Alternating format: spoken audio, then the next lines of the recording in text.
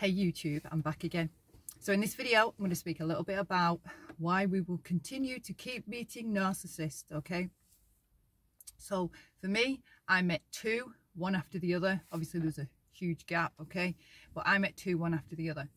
So when I met the second one, which I didn't know, but once I realised, oh my God, I have met, what am I doing wrong, okay? How has this happened again? I came out of a horrendously abusive and toxic relationship. I had several years alone. No, I was just like too traumatized, okay, too messed up to even want to consider even the idea, okay? So start dating again, start a new relationship.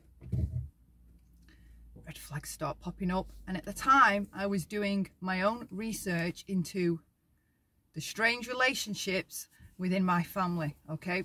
So some of the stuff I was learning about my family started like dinging a few bells with the person that I'd started a relationship with. So fast forward, come to figure out,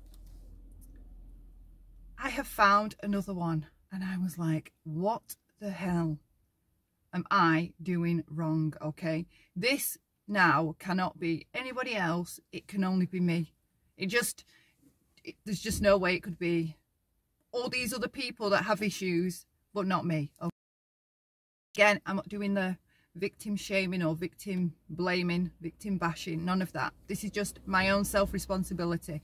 So I figured out I had issues, okay? I learned about codependent traits and how individuals with these codependent traits go on to attract and be attracted to narcissists or other cluster B type personalities very, very, very often, okay?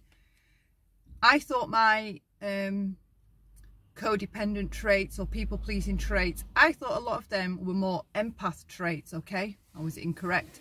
So I learned what I was doing wrong and why I kept attracting toxic people, okay? And one reason why we will attract narcissists is because we don't keep boundaries. We often aren't self-aware and we're not in control of our own reactions. So I had to do the self-work necessary to see to it that I stopped meeting these types of people. Just knowing that your ex-partner or a family member is a narcissist, just knowing that is not enough going forward to stop you ending up in another relationship, okay? You have still got the same traits and behaviours that are going to attract them as friends or as a future partner. If we don't do the self-work and look at our codependent traits and what it is about us that keeps missing something, okay? For example, the red flags. If I saw red flags in people before, prior to this awakening, okay, this enlightenment, if I saw red flags in people before, I was the one that felt guilty for noticing them. So I would pretend I hadn't seen them and push them away and continue because it satisfied me to think good of the person. It really, really, really made me feel uncomfortable thinking bad of this person, okay? I'd beat myself up, feel guilty, do all of that. So this video is, I'm going to pull up a couple of codependent traits and read some out, okay? So for example, some of my beliefs and my mindset was I would always think that I couldn't do anything right. I wasn't good enough, okay? I always get everything wrong. I'm a waste of space. I would, if people rejected me or pushed me away, instead of realizing that as something unacceptable, I would try to win them round because it would really affect me that this person was thinking bad of me, okay?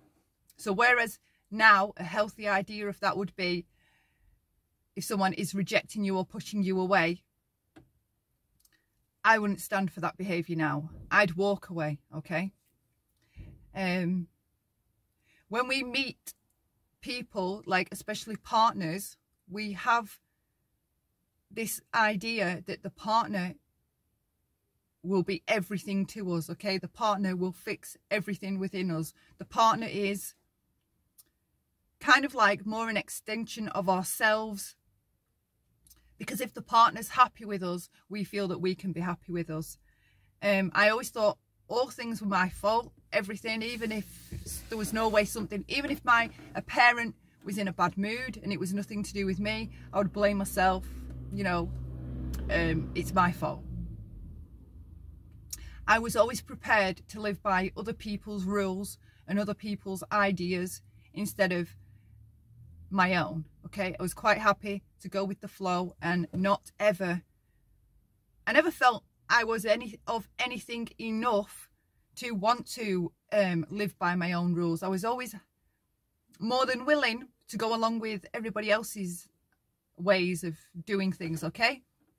So they're just that's just a small brief outline of some codependent traits.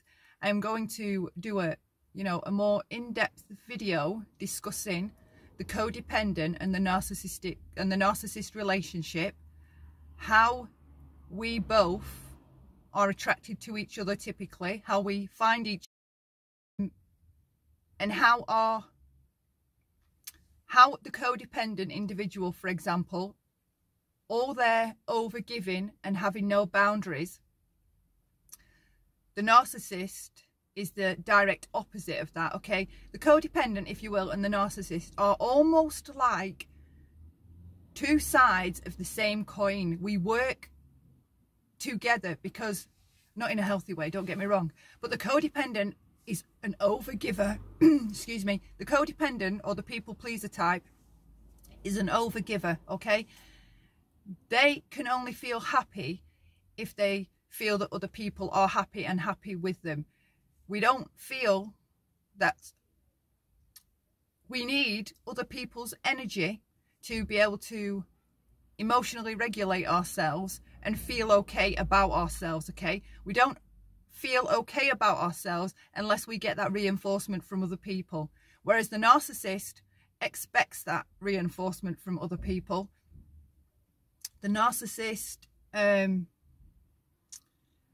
all the giving that the codependent gives suits the narcissist, okay? We live to please, and the narcissist conducts their self, and they like keep us on this continuum of wanting to please this person. And the narcissist is always careful to never give us full praise or full approval of anything. They keep us on our toes. They have us walk on eggshells. And the codependent, they might not necessarily be consciously happy of doing that, but in the relationship, that's how it works. We keep, every time they say jump, every time the narcissist says jump, the codependent is prepared to ask how high. We don't keep boundaries. There's no, it's not a healthy love in any way, shape or form. The narcissist is incapable of love, and the codependent, it's not that we have too much love, it's that our love exists with no boundaries, okay? We often have this belief that we have to give unconditional love to people that continuously abuse us or hurt us, okay? Now, abuse or being hurt over and over again, that would be a condition that we don't accept, all right? Abuse is never okay.